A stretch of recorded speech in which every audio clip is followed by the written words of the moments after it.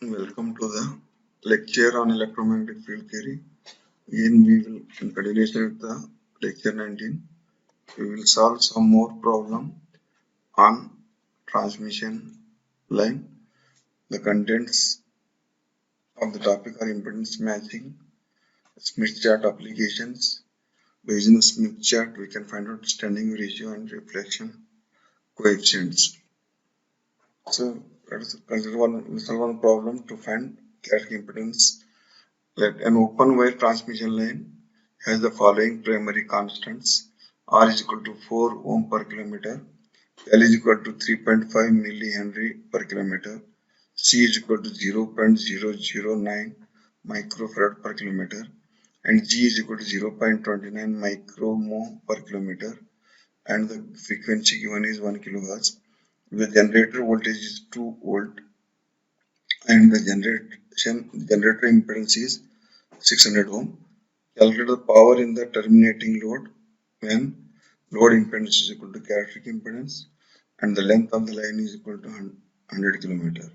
We know that Z0 is given by Z by Y is equal to Z is equal to R plus J omega L divided by G plus J omega C under root. And here if substitute the value of R is 4 plus J into omega is 2 pi of 2 into 10 raised to 3 and L is 3.5 to 10 raised to minus 3 is what divided by G is 0.29 to 10 raised to minus 6 plus J omega is 2 pi of into C is n into 10 raised to minus 3. This is equal to under root of 4 plus J 22 whole divided by 0.29 plus J 56.5 into 10 raised to minus 6. Therefore, Z0 is equal to take 10 raised to 3 outside. Under root of 22.4 angle is 79.3 whole divided by 56.5 angle is 90 degree. Then we get 630 angle is minus 5.35 degree. Therefore, ZR is equal to Z0 is equal to ZL is equal to magnitude is 630 degree and angle is minus 5.35 degree. Convert this polar to rectangular using the calculator. We'll get 625 minus J 60.7 and the propagation constant gamma is given by under root of Z into Y. Z is R plus J omega L and Y is admittance is equal to G plus J omega C.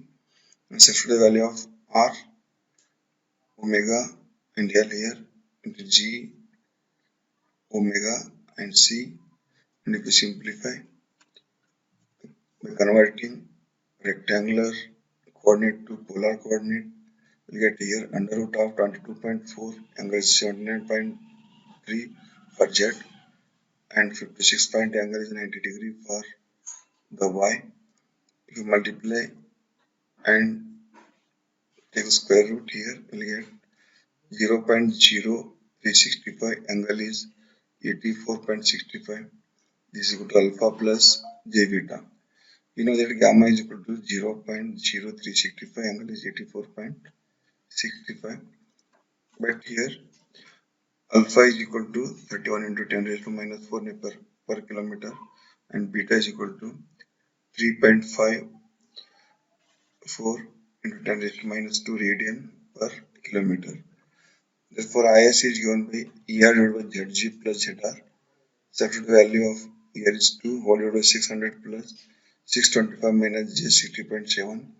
This is equal to 2 divided by 1226 angle is minus 3 degree. So converting this rectangle to polar and take the ratio here we get to 1.63 into 10 raised to minus 3 angle is 3 degree. Therefore, sending current IS is given by 1.63 into 10 raised to minus 3 angle is 3 degree ampere. Next alpha is given as 31 into 10 raised to minus 4 per kilometer. You can remove this kilometer, you have to multiply 100 here. You get 31 into 10 raised to minus 4 into 100 is equal to 0.31 per as L is equal to 100 kilometer. And beta is equal to 3.54 into 10 raised to minus 2 radian per kilometer. You have to remove this kilometer, you have to multiply 100 here. We get 3.54 radian. You know that gamma is equal to alpha plus j beta. This therefore e raised to minus gamma alpha L is equal to e raised to minus 0.31 is equal to 0.7334. E raised to minus j beta L is equal to e raised to minus j 3.54. Its angle is minus 204 degree. But e raised to minus gamma L is equal to e raised to minus alpha L into e raised to minus j beta L. So this is the 0.7334 is the magnitude and angle is minus 204 degree. Therefore, receiving current is equal to sending current into e raised to minus gamma L.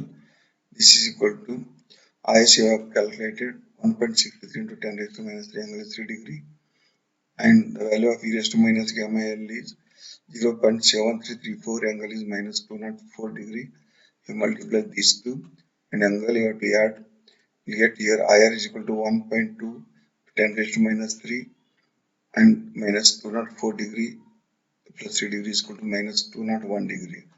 Therefore, receiving end voltage is given by receiving end current into characteristic impedance. So this IR you have calculated this is equal to 1.2 to 10 raised to minus 3 angle is minus 201 degree into Z0 is 630 angle is minus 5.35 degree. So multiply these two you will get 0.756 and add this angle you will get minus 206 minus 35 degree. This is equal to magnitude of ER and angle is theta.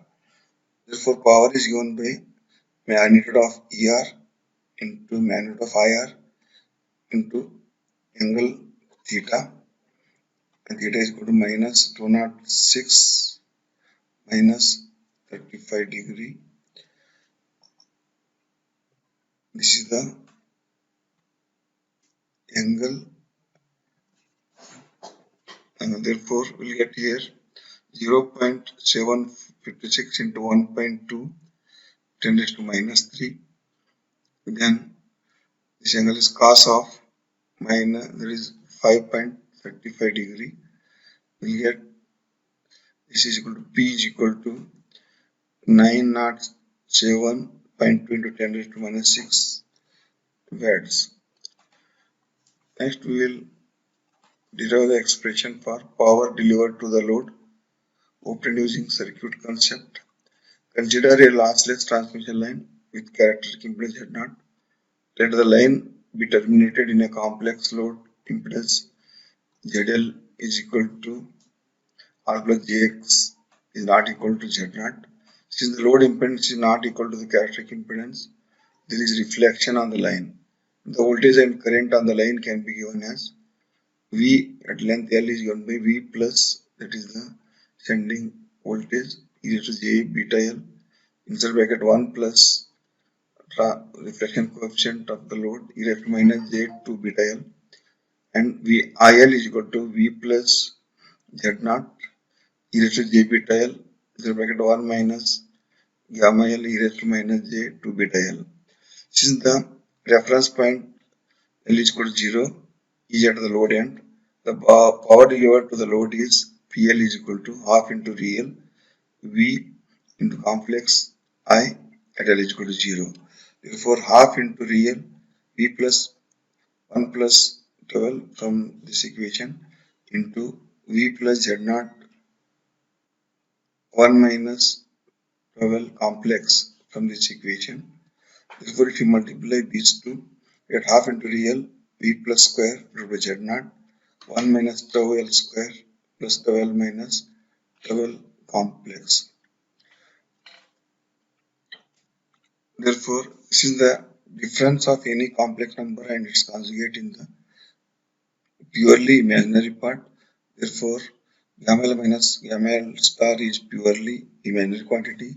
Therefore, the power delivered to the load is PL is equal to V plus whole square whole over 2 Z0 in bracket 1 minus reflection coefficient of the load square.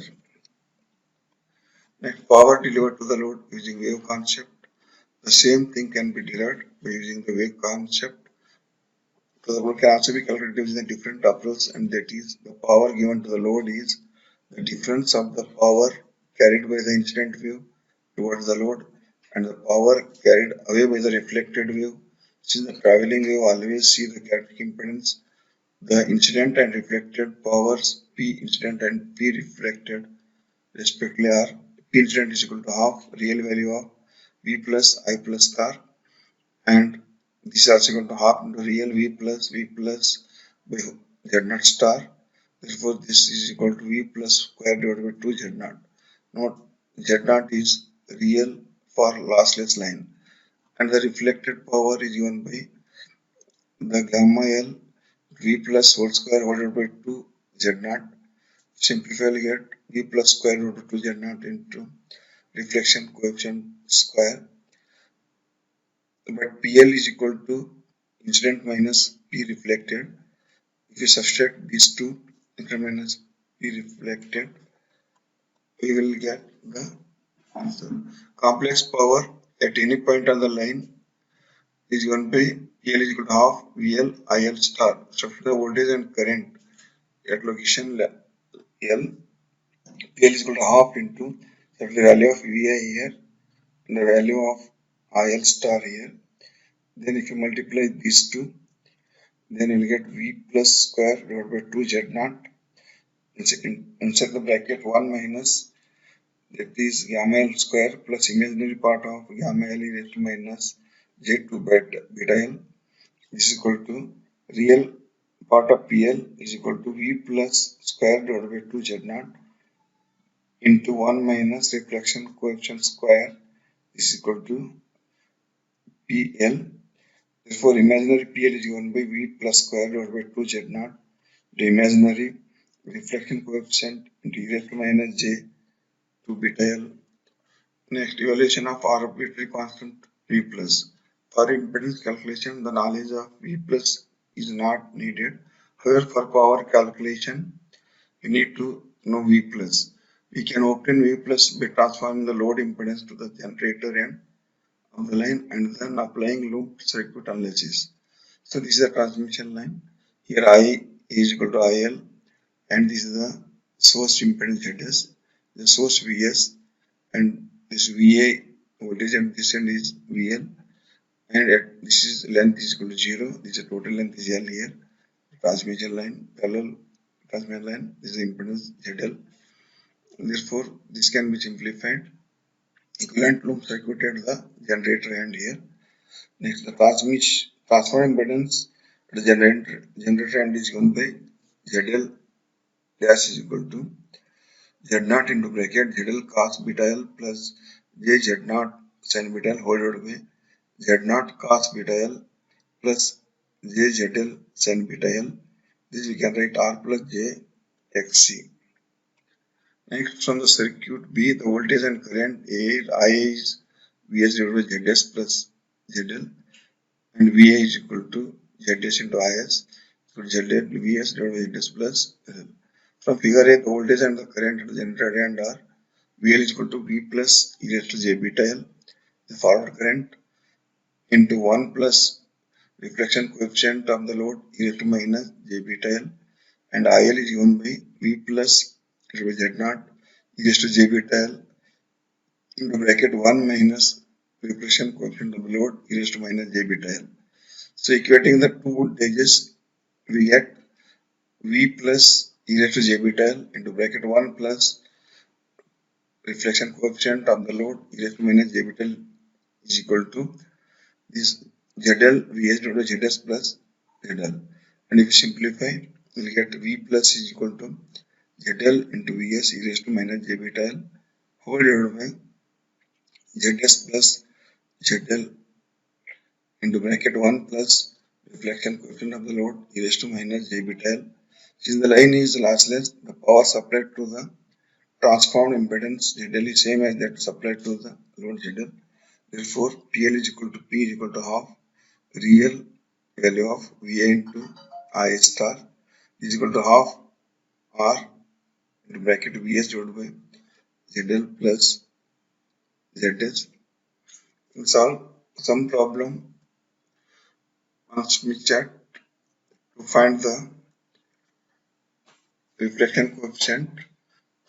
Consider the problem. Use the Smith chart to find the value of reflection coefficient corresponding to the following normalized load impedances.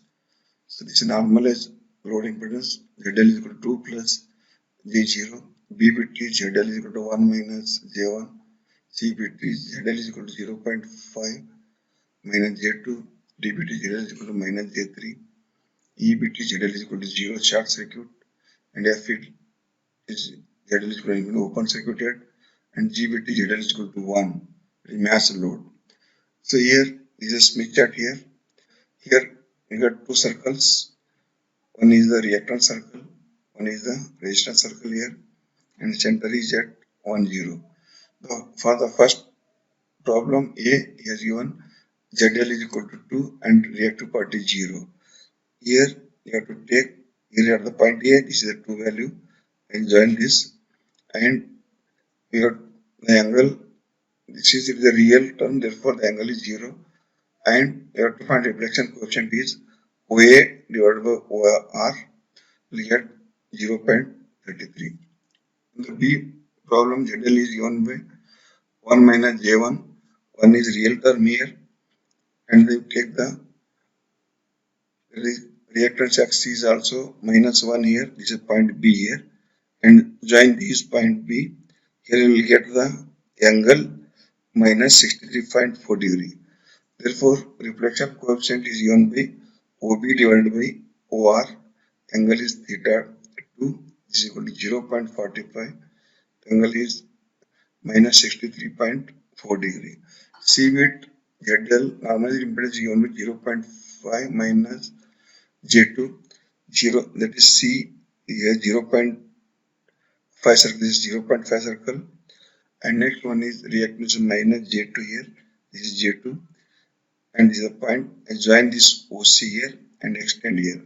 So then the reflection coefficient is given by OC, length OC divided by OR, and angle is here minus 50.9 degree. Next dBit it is given as ZL is equal to minus J3. So D here minus J3. So real value is 0 here, only reactance term is there. We take X is equal to 3 here. Then join this point. Then measure the value. We get OD by OR is 1. And angle here is minus 36.9 degree.